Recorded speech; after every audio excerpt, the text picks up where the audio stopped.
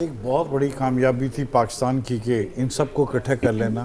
پاکستان نے بلا کے مذاکرات کروائے, خاص طور پر امریکہ کو, ادھر ایران کو بلا کے اسلام آباد میں, جو اسلام آباد ٹاک میں جو سارے مذاکرات ہوئے, 3 سیشن ہوئے, جو بھی ہوئے جس میں ہوا اگر ہوا, لیکن دونوں میں سے فریقین نے جو تھا کہ اگر 47 سال بعد ایک ٹیبل پر بیٹھے, لیکن دونوں نے انکار نہیں کیا کہ ہم مذاکرات کے اگلا راؤنڈ ہوگا یا نہیں ہوگا.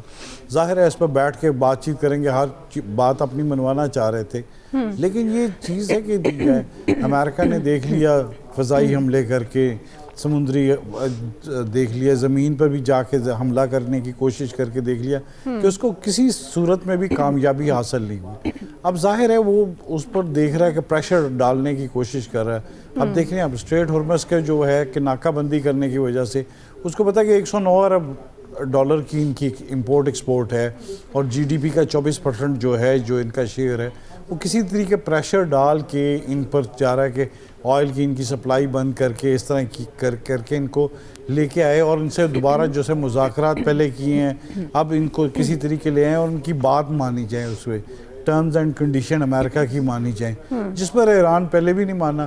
اور اگر ایران پر کوئی پریشر ہوتا جنگ کا, کیونکہ ان کے پاس کھونے کو کچھ نہیں, انہوں نے آگے سے مقابلہ کیا ہے, 43 دن مقابلہ کر کے دکھا دیا ہے, تو ظاہر ہے جنگ بندی ہوئی تو اس کے امریکہ کے سانس میں سانس آئی ہے. ایک تو ان کے روز کا $2 بلین کا, پھر ایک روز ٹینشن, اور ظاہر ہے ان کے اندر سے ملک میں بھی پریشر, امریکہ سے بھی پریشر, دنیا بھر سے بھی پریشر کہ جنگ نہ کی جائے. تو یہ ایک جو صورتحال ہے کہ جنگ بندی کر کے یہ ایک جو صورتحال ہے, اس میں مذاکرات ظاہر ہے اس کے دوسرے دور چلیں گے, کچھ لے دے کے کچھ نہ کچھ اس کو لگیں گے. اس کو ظاہر ہے مذاکرات ایک دن میں تھوڑی ہو جاتے ہیں کہ 21 گھنٹے میں کر لیے, اتنے عرصے سے دراز سے جو ہے کہ 47 سال سے جو ان کا پھڈا چل رہا تھا آئل کا, جو ان کے چھینا گیا تھا ان سے سارا, تو اب ظاہر ہے وہ چیز ہے وہ دوبارہ چاہ رہے ہیں کہ اپنی دوبارہ ایک اپنا اجارہ داری قائم کر سکے اور اس طرح. لیکن اب ایران کی جانب سے ابھی تک تو کوئی نہیں ہے. ظاہر ہے اسٹریٹ ہارمز میں پہلے بھی نہیں آ رہے تھے کہ انہوں نے کہا تھا کہ ایران نے کوئی خندقیں نہ لگائی ہوں, ادھر جہاز نہ ان کے اڑ جائیں. اب ظاہر ہے ایک لمٹ تک دیکھ کے کوشش کریں گے کہ کسی طریقے کر سکیں. تو ظاہر اگر ناکہ بندی کریں گے کہ جہاز وغیرہ گزرنے بند ہوں گے تو اس کے سب سے نقصان دنیا بھر کا پریشر ہوگا. نہ صرف پہلے ایران پر تھا, اب امریکہ پر ہوگا کہ کیونکہ جہاز بند ہو جائیں گے آنا جانا.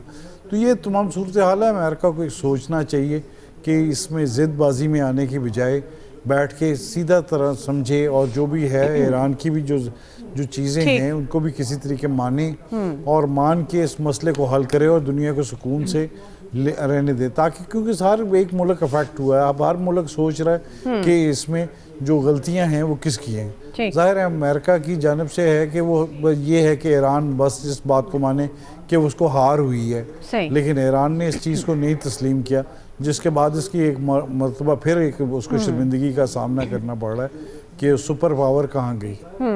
تو یہ صورتحال ہے, اس کو کنٹرول کرنے کے لیے ایک دوبارہ ان کو کریں گے. پاکستان کا بہرحال کردار تو بہترین تھا کہ انہوں نے کوشش کر کے دونوں ملکوں کو, دنیا بھر نے اس کو سراہا. بالکل جی. اب یہ نئی حکمت عملی ٹرمپ کی کتنی مؤثر ثابت ہوگی, کیا فیوچر ہے, اس پر ہم بات کریں. کوئکلی ایک بریک لے لیتے ہیں, بریک سے واپس آئیں گے, یہیں سے کنٹینیو کریں گے. جی ویلکم بیک ناظرین. ہم بات کر رہے ہیں ٹرمپ کی نئی جو اسٹریٹجی ہے ناکہ بندی کے حوالے سے وہ کتنی مؤثر ثابت ہو رہی ہے.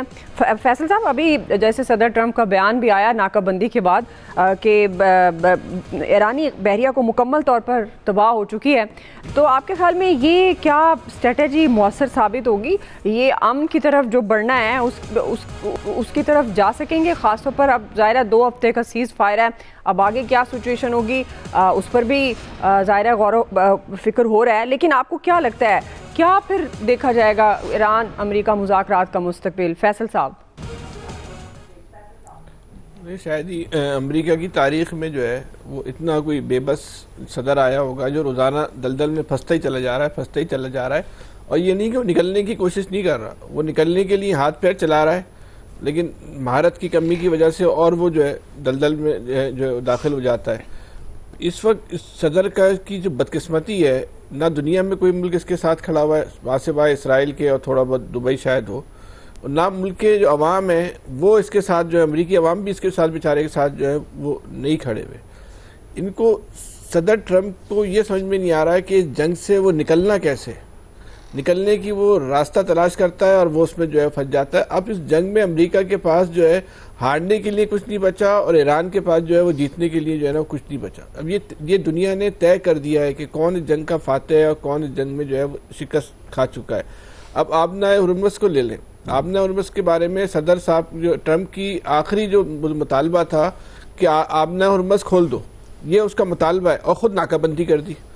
یعنی کہ آپ کسی آدمی کو بولیں کہ اس محل کے راستے کھول دو اور اس محل میں جو تھوڑا سا بھی راستہ کھلا ہو اس کو بھی آپ بند کر دیں, تو اس کو یہ مطلب کوئی ایک نارمل انسان کا جو رویہ ہے ایک وہ نظر نہیں آتا. لیکن یہ دنیا کے لیے بہت خطرناک بات ہے کہ ایک ایسا خبط الحواس شخص جو نہ کسی اصول کو مانتا ہے, نہ کسی اخلاقیات کو مانتا ہے, نہ اس کے کسی فیصلے میں آپ کو بصیرت نظر آتی ہے, نہ فہم نظر آتا ہے, نہ دور اندیشی نظر آتی ہے, صرف اور صرف اس کے پاس جذبات ہیں, اس کے پاس جو ہے وہ انا ہے. اس انا کے خول میں جکڑ کے ہوئے اس نے پوری دنیا کو جو ہے اس وقت تباہی کے دانے پہ لا کے کھڑا کر دیا ہے. یہ پوری دنیا کے لیے صورتحال جو ہے خطرناک ہو چکی ہے. امریکہ کے لیے تو اپنی جگہ ہے ہی ہے, لیکن پوری دنیا کے لیے بھی صورتحال جو ہے اچھی نہیں ہے. اس وقت امریکہ کے صدر کا اس عہدے سے ہٹنا جو ہے وہ امریکی عوام کے لیے بھی ناگزیر ہے اور دنیا کے لیے بھی ناگزیر ہے کہ وہ کسی وقت بھی کچھ بھی کام کر سکتا ہے. تو ایک امریکی عوام کو بھی سوچنا چاہیے کہ انہوں نے, یا امریکہ کے جو بااختیار ادارے ان کو بھی سوچنا چاہیے کہ اس مسئلے سے نکلنا کیسے ہے. اب صدر ٹرمپ کو ہٹانا ایران کا ایشو نہیں ہے, یہ دنیا کا ایک ایشو بن چکا ہے. کوئی ایک ملک نہیں ہے جو صدر کے فیصلے کے ساتھ, صدر ٹرمپ کے فیصلے کے ساتھ کھڑا ہو, اس کو جو ہے یہ سمجھتا ہو کہ بھائی اس کے فیصلے میں کوئی سمجھداری ہے, دانائی ہے. آج تک یہ معلوم نہیں چل سکا کہ انہیں جنگ کیوں شروع کی تھی. جنگ شروع کرنے سے پہلے کچھ اور مقاصد بتائے, جنگ کے درمیان وہ مقاصد جو ہیں وہ تبدیل ہو چکے, اور جو جنگ میں جو سیز فائر ہوا ہے اس کے بعد نئے مطالبات سامنے آ گئے.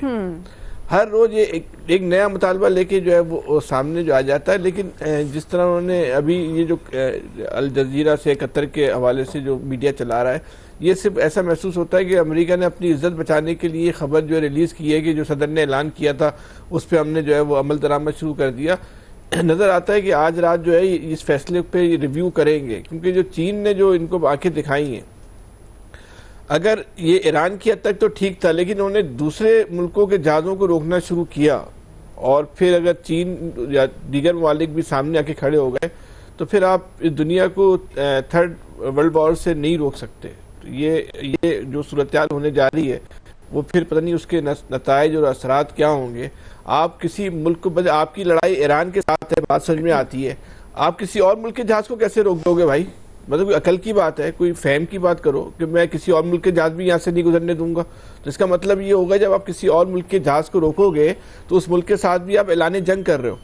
تو بس اعلان جنگ میں آپ ایران کا تو مقابلہ کر نہیں پائے. اگر کوئی اور ملک آپ کے سامنے آ کے کھڑا ہو گیا تو پھر ایک کیا صورتحال بنے گی اس وقت. اور یہ اگر یہ تھرڈ وار ہوئی تو پوری دنیا ایک طرف ہوگی, امریکہ اور اسرائیل بیچارہ ایک طرف ہوگا, تو پھر تو اس کے نتائج تو پھر امریکہ کی تباہی اور بربادی کی شکل میں نکلیں گے.